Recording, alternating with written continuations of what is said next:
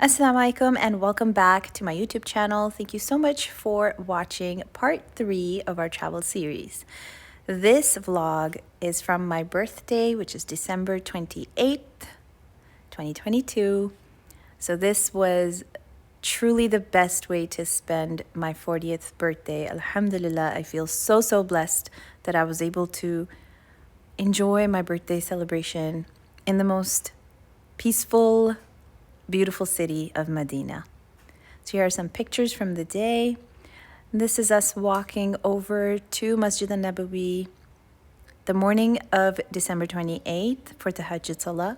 You can see I'm wearing a shawl because it was really cold this day. And we went inside the masjid to pray. And then this was also the day that we had our Madinah Ziyara booked, which was so exciting. So we left the hotel around 8 a.m. by bus, and Sheikh Farid, who was the group leader, led us through this ziyara, and I will share clips here. The mountain, you see the people are standing there climbing, that is the Arches Mountain. It's called Arches Mountain, where Rasulullah Sallallahu Alaihi Wasallam asked the 50 archers to stand there, and Khalid ibn al-Walid, he came from this passage from the behind the mountain, which I will explain when we go there. Remember in the message? Yeah. That mountain helped them a lot. Yeah. Which masjid is This is the masjid of Sayyid al-Shuhada. It's a beautiful mosque, big masjid. It's just a regular masjid. There is no significance for any prayer in this masjid. It's just regular. So here at Mount Uhud, we were able to get off the bus and walk over to where all the graves are of the companions who are buried here, the companions that passed away in the Battle of Uhud, and say a prayer for them. Stay there. And he gave them a clear instruction, don't leave the spot. Even if you find us all killed and the birds are eating from our meat, don't leave the spot. Because he was a very strategic commander. He knew that is a loophole. So he told them to stay there. And the battle was going in favor of the believers, and they were, winning the war and winning the battle. And the disbelievers were running away, thinking they had lost the battle. They ran away. The one who killed Abu Jahl. If you kill him, I will free you. You are not a slave anymore. So he was waiting for the opportunity when they were all left thinking they are losing the battle. They dug the trenches.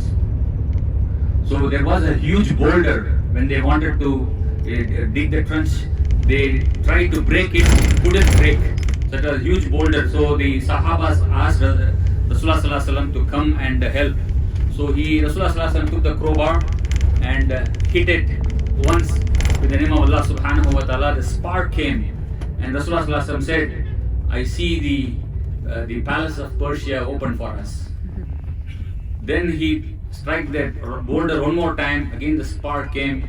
He said, I see the palace of Persia, the throne of Persia is given to us. Then,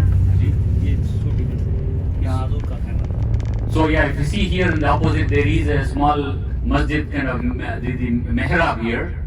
That is where Rasulullah Sallallahu Alaihi Wasallam's camp was, his tent. Oh, wow. You can still see that.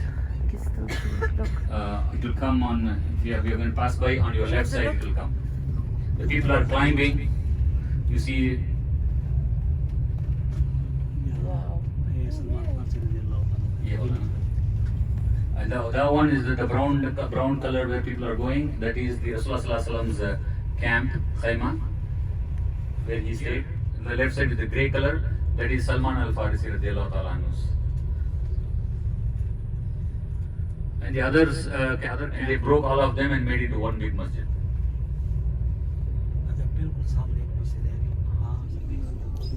It used to come during Rasulullah Sallallahu Alaihi Wasallam time, where people buy and sell animals, all their goats and camels. This is the market, the bazaar. Rasulullah Sallallahu Alaihi Wasallam's time, there was a bazaar here on the right side. Now it's all changed. Belonged to Banu Nadir, the tribe of Jews and the Munafiqeen, and they built a masjid, the Masjid al-Dirar. It is mentioned in the Quran in Surah Tawbah, where they built that masjid in deception, so Rasulullah can come and pray, and they can ambush him and kill him when Rasulullah was returning from Tabuk. So they built this masjid in deception, but Allah informed Rasulullah don't go there about it, and Rasulullah came back and he ordered that masjid to be destroyed, and Allah gives the description of that masjid in the Quran. Careful, so we shouldn't get lost. We should all come back and on time. So here at Masjid al-Quba, which is the first masjid built in Medina, this is where his Prophet Muhammad Muhammad's she-camel settled down, and he took that as a sign to build the first masjid here. We were allowed to go inside and pray 2 rak'ah nafil and take pictures here. It's a beautiful masjid, and the architecture inside is gorgeous. Every single masjid we've visited, I mean, every masjid has a peaceful vibe and a unique style about it. And I just absolutely loved the pigeons here, guys. Look at this. It was so beautiful.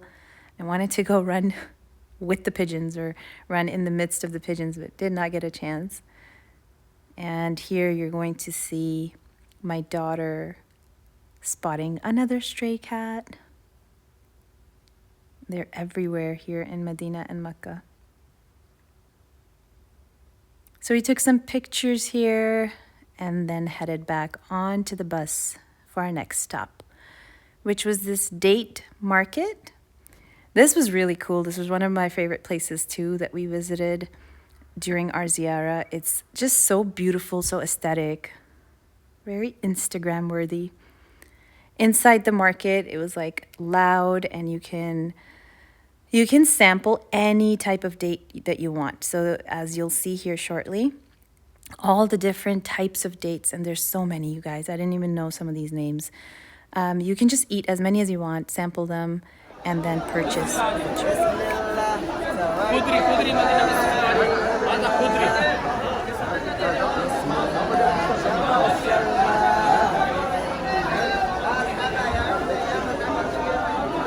So many different kinds.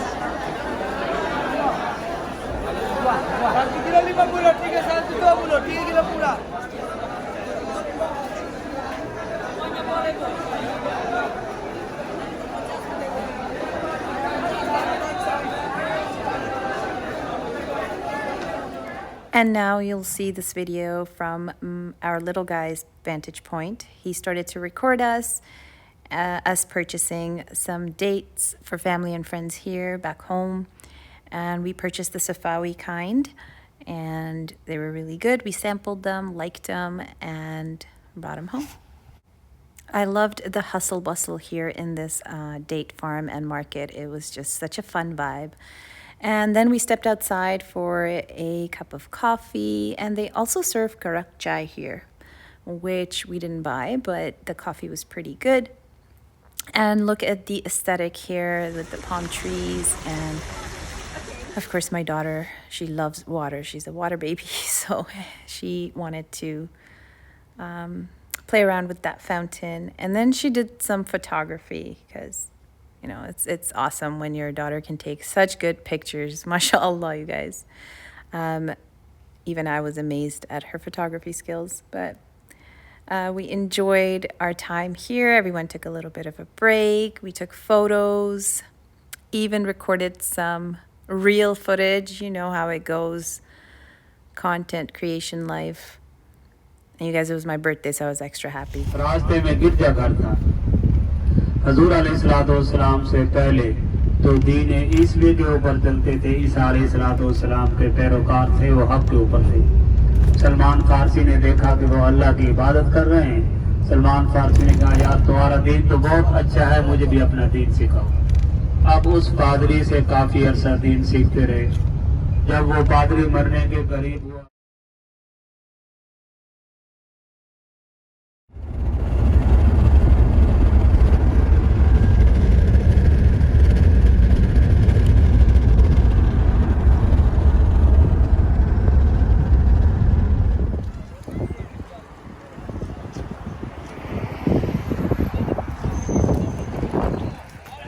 Here we are arriving at Dar al-Medina Museum, which we had heard so many good things about. The wait was very long. Here's Shanze spotting another cat. There were actually two here. But the wait was very, very long because we were waiting for an English tour guide. and that took about 2 hours.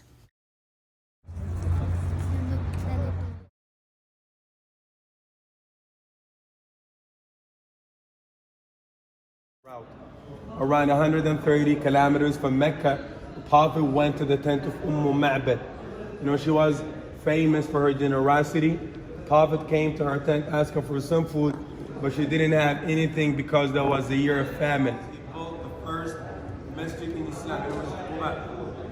And on Friday in the early morning, the Prophet made his way to the house of Bani Salim, and that's where he performed the first Jum'ah in Madinah.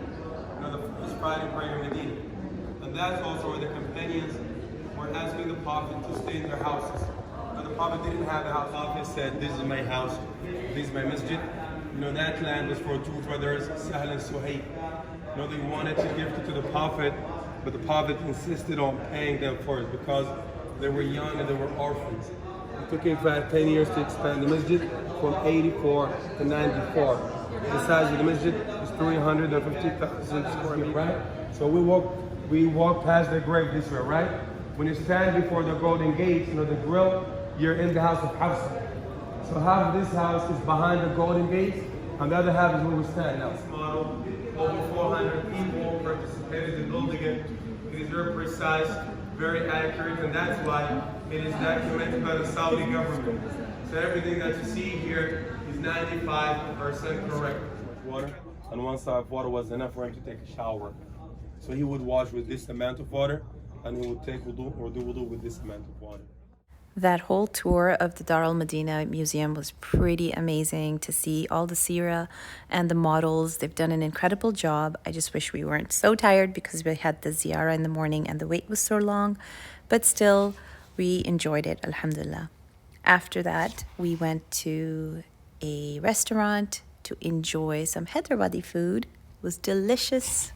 And at this point of our day, it was getting quite emotional because this was our last Maghrib Salah in Medina, and we were all feeling heavy-hearted and sad because the next morning we were leaving to journey towards Mecca.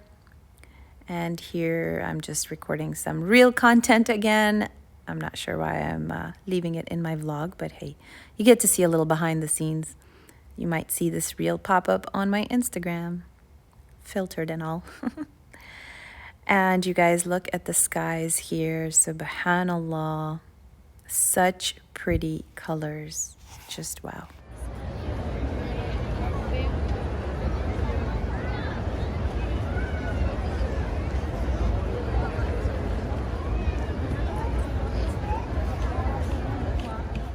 And here I was discussing with my husband how different it felt being at Umrah this time around with the kids, because the last time we were here was right after we got married, exactly 15 years ago, Alhamdulillah. And that concludes part 3. Thank you so much for watching, for tuning in and spending my birthday with me.